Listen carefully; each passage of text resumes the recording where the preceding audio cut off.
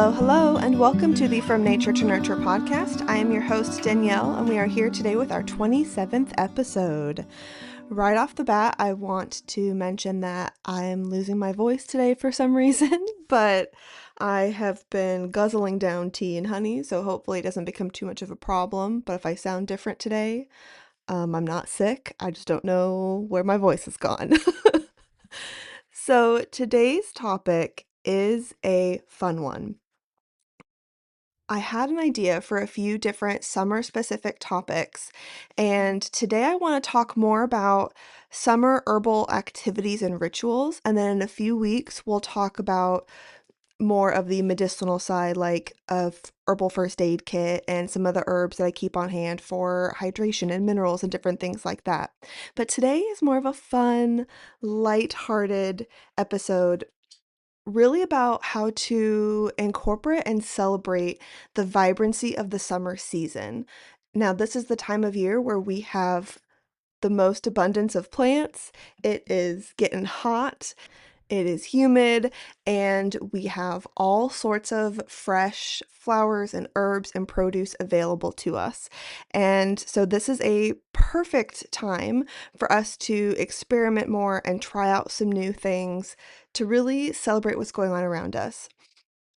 One thing that you've probably heard me talk about a million times, if this is not your first time here, is that I love to incorporate herbs into my whole routine and lifestyle instead of just treating them like an alternative medicine because they have so much more to offer us. There's a different energy, there's a different potency, and herbs really do their best work when they are woven in throughout our day instead of just taken strictly as tinctures at specific times. It's more about a relationship than just a supplementation. So, some of the things that we're going to talk about today are different ways to kind of layer in and weave in those herbs. The first thing I want to talk about is, of course, herbal teas, because that is simple and easy and something that most of us are probably familiar with. When I think about summer herbal teas, I think about a lot of florals and citrus, and you can make herbal teas out of fresh plants or dried plants. I did one the other day with mountain mint and red clover. Today, I have a dried blend that I actually made for a friend for her birthday a few months ago, and it is the blend that I'm drinking today because it is so perfect for the time that we're in right now. It is hibiscus, calendula, elderflower, lemongrass, and peppermint. Oh, it is just like summer vibrancy and smiles and sunshine in a cup. It is so good.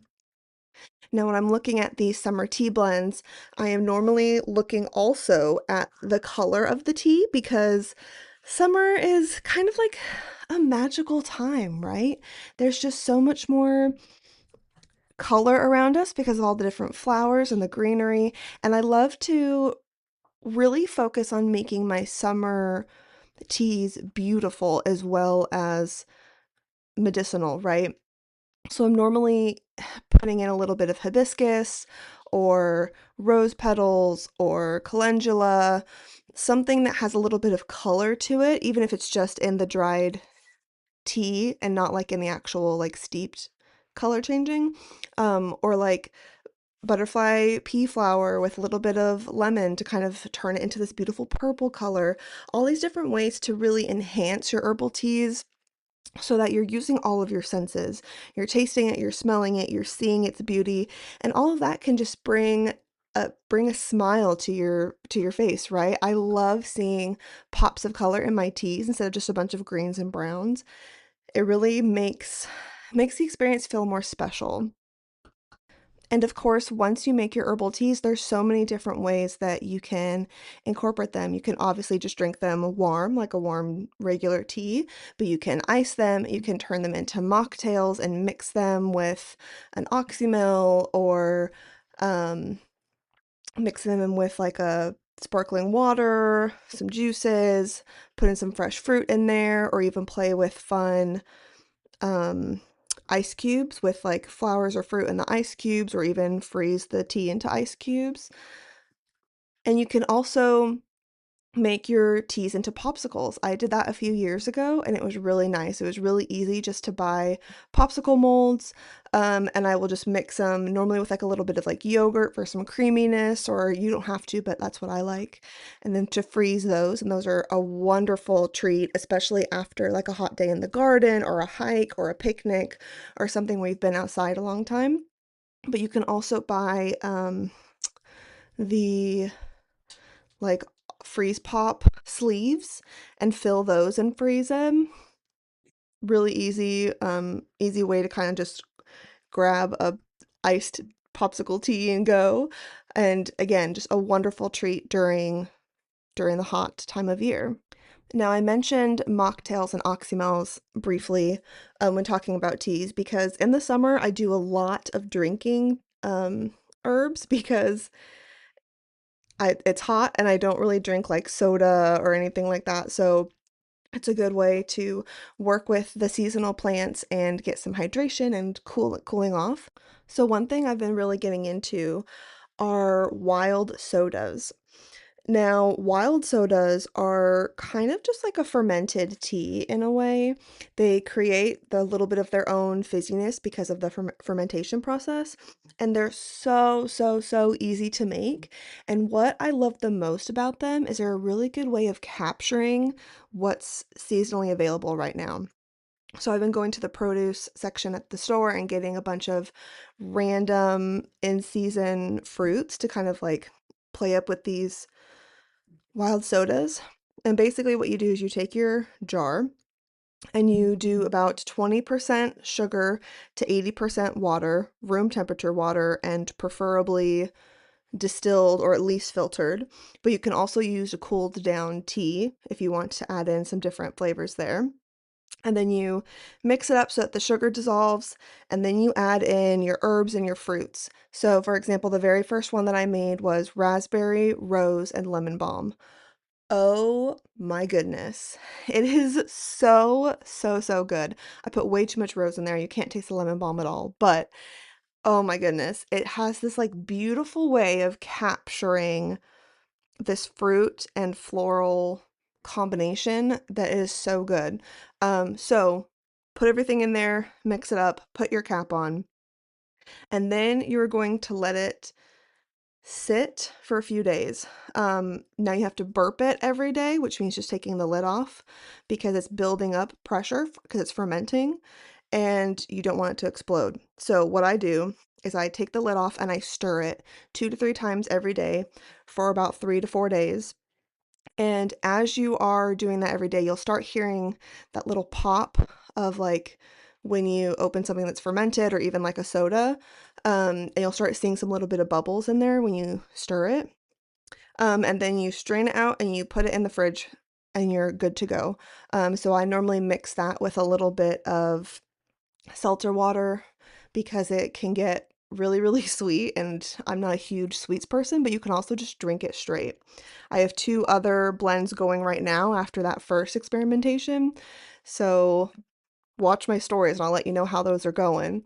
But so much fun. I've been using mostly fresh plants, which is also really fun just to walk down into garden and just take a little snip of some mountain mint and some lemon balm and rose petals and whatever I have to just play with what's seasonal right now.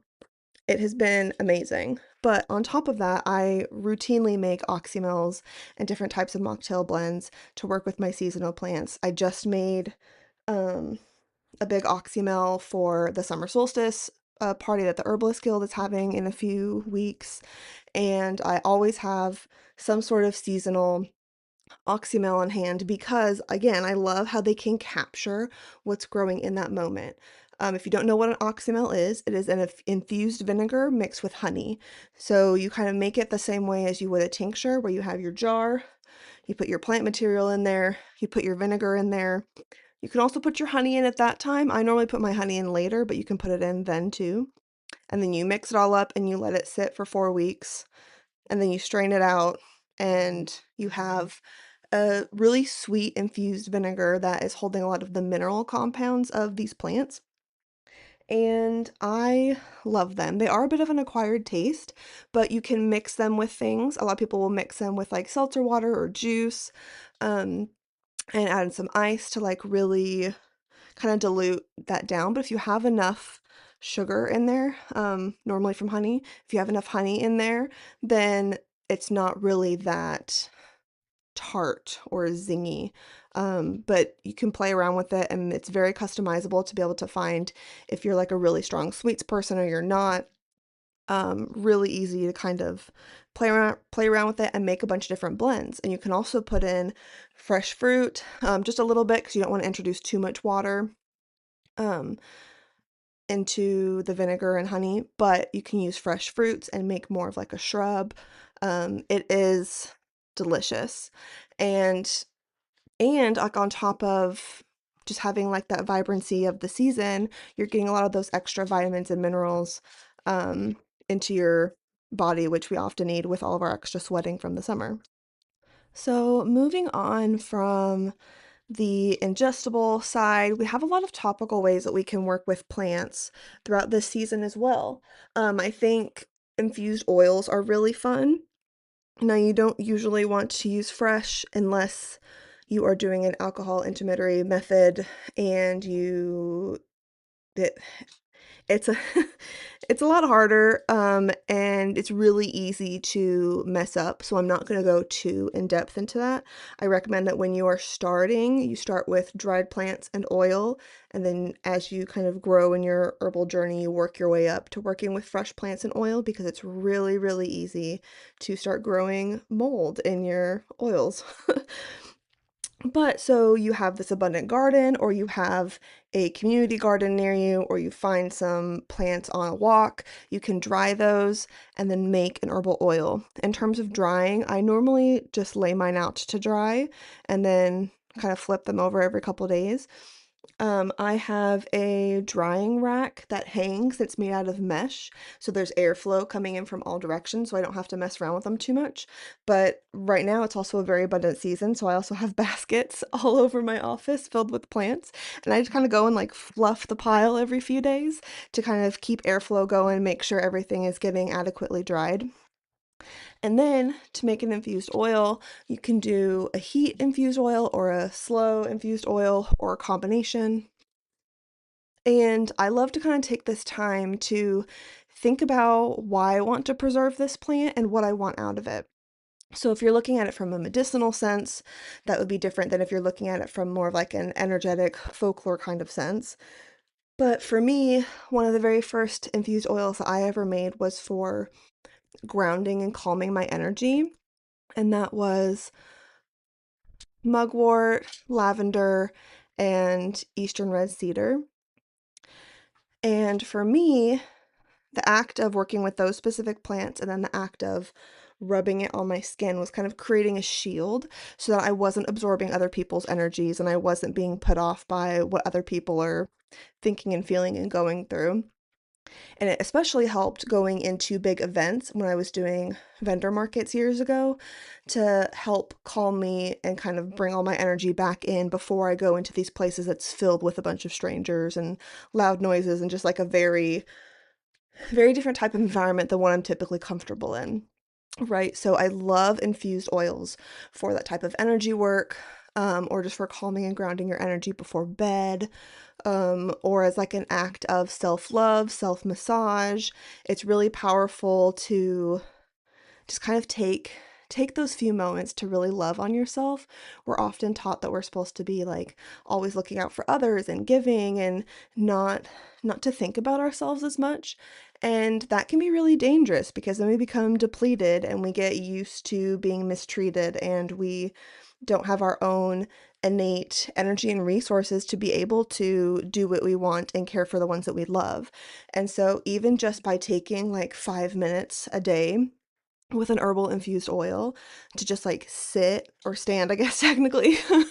I guess you do it sitting, just to be with yourself and to put this oil on your skin and really just thinking like, I am beautiful, I am loved, whatever affirmations you want can be a really powerful act. And in the summer, specifically, depending on where you live, the humidity can be wonderful for your skin. But also, like, if you're in a drier climate or if you've been out in the sun too much to where it's really drying out your skin, working with an infused oil can also just help, like, physically with your skin to help it retain moisture, to help heal from any like sun damage or cuts and scrapes, things like that, to be able to get everything back right again. Now, let's talk about some things that are a little less spoken about in terms of herbalism, but I still think they fall under the same category because I think about herbalism as having relationship with the plants. So these are things like going on a nature walk, making a flower crown, watching the pollinators, tending to a garden, journaling outside, making incense, reading about herbal folklore. All of these different things are different ways we interact with the natural world versus just how can we take from the natural world and make something, right? So it's a different mindset shift, but it weaves beautifully into this summer. I think a lot of times we think about summer as a very like high energy, go, go, go kind of time, but we can also use it to turn more intentional energy into what we want to focus on. So that could be being more in tune with our nature cycles. That can be listening more to the birds and the bees and the crickets. That could be digging more into folklore. It can be more about deepening your relationship instead of this more like surface outward energy, if that makes sense. And there, I've heard this thing in the past that there's two times a year where everything seems to stop, and that is in high summer and in the dead of winter. Because when you think about it, especially here in the South, it is very heavy, it is hot, it is humid, and you kind of have these days that seem to go on forever, right? We have the droning of the bugs all day and all night. We have the sun pouring down on us. The air is thick. We are surrounded by life, but it kind of all blends together into this kind of white background noise, and time kind of seems to stop. And what I love about summer is just sitting and observing or being in nature because there's so much going on that we often don't even realize it. We don't see just how many different insects are around us. We can't pick out how many different birds there are singing around us because they kind of just all blur together into just generic bird sounds. And by just sitting still in nature and just sending out your senses and letting everything come to you can be really powerful. It can teach you a lot about your ecosystem. It can help strengthen your nature to your bioregion. And it can be a good way to kind of calm and quiet our energy in this height of summer, go, go, go kind of time. Yes, it's really hot. So I wouldn't suggest doing this in the middle of the day, but like first thing in the morning, just for like a few quiet, like 5 minutes, just to listen and be and to start your day with a little bit more of quiet, slow intention can really set you up through the rest of the day. But then as we start getting into the hotter time of the days when we can dig more into like learning about the summer folklore or journaling, or you can still watch your pollinators through the windows, or bring out, your little tea with you. If you don't have your own garden, a lot of places are now starting community gardens.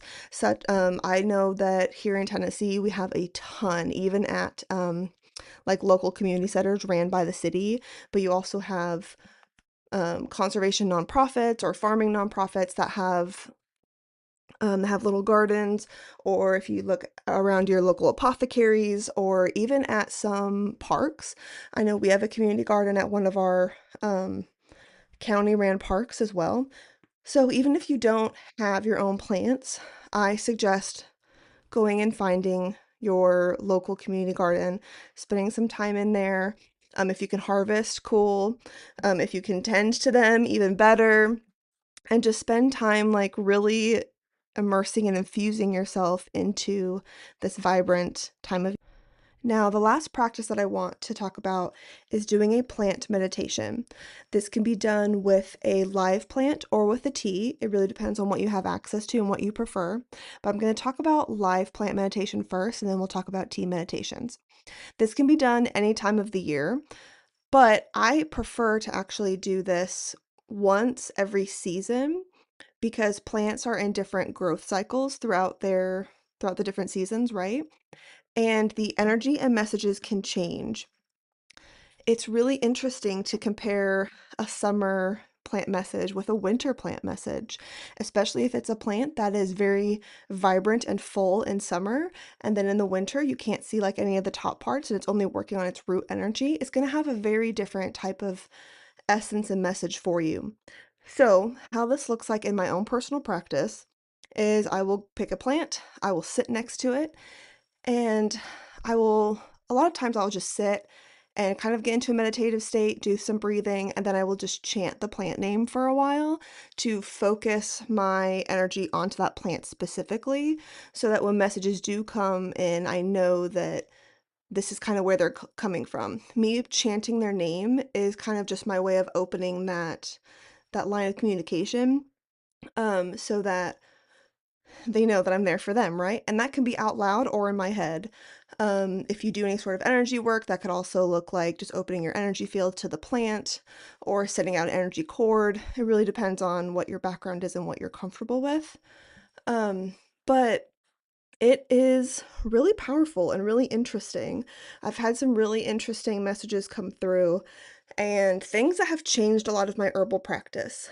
I spoke about this a little bit in the reciprocal herbalism um, episode, but just like slowing down and listening and being with the plants can teach you so much. It's not always about learning everything that you can and reading every book and listening to every podcast, which I know is ironic since this is a podcast, but listening to the plants, having the plants be the teachers. They should be the ones telling us how to work with them, what they need, how they can help us, how we can help them. They are beings just like us. They have energy fields just like us. That's science. Um, but taking that time to sit and connect with the plant on a personal level can be really powerful. Now, like I said, I like to do this with the same plant through every season, and you'll see a little bit difference of an energy, a different message. Sometimes it's the same message, but maybe from like a different perspective because now it's in a different life cycle. But either way, definitely recommend. Now, if you're going to do this with a cup of tea, you can really do that any time of the year. The energy is going to be about the same, but it still may have different messages for you just depending on where you are in your life. Now, I think we talked about this with Amelia's episode, but just sitting with a tea and kind of opening your awareness up to these plants and letting the plant messages come to you. It's very similar to just a meditative practice and just sitting in stillness and listening. And you might feel crazy if this is not something that you're used to. It might feel really uncomfortable, especially just sitting in quiet and stillness is not something that we do very often anymore. But it is a really useful skill, even outside of plant communication and plant relationship tending, just to be able to be comfortable in the quiet and the stillness, because that's how humanity was for most of the time, was just embracing the sounds of nature, and that's it. We didn't have the phones and the music and the TV and everything. I mean, we had music, but it was different.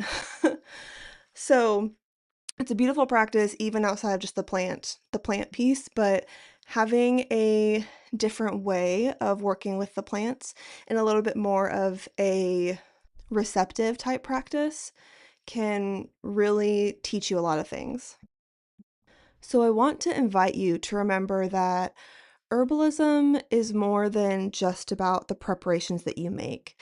It's about how you move through the world, how you treat the natural world, and what we can also offer in return. So, when you're thinking about summer herbal activities, think about ways that you can give back or activities that don't take from nature, as a way to help build that relationship and deepen your understanding of your own ecosystem. There's so much that we can do that really helps to rewild ourselves and bring that nature back into us that don't involve us just making tinctures and teas and such. So get creative, get with your friends and family, find new activities to try this summer. If you want some ideas of how to celebrate the summer solstice, I did do an episode on that last year, so you can listen to that episode for some fun summer activities that you can do throughout the whole year, but specifically that one has a lot of information and folklore around the summer solstice that is really fun and coming up in a few weeks if you are listening to this live. So I hope you have a fun, abundant summer and enjoy getting to know the plant world around you. If you would like to find out more about my upcoming classes and offerings, you can find me at rootandwandercollective.com. I'll see you along the plant path.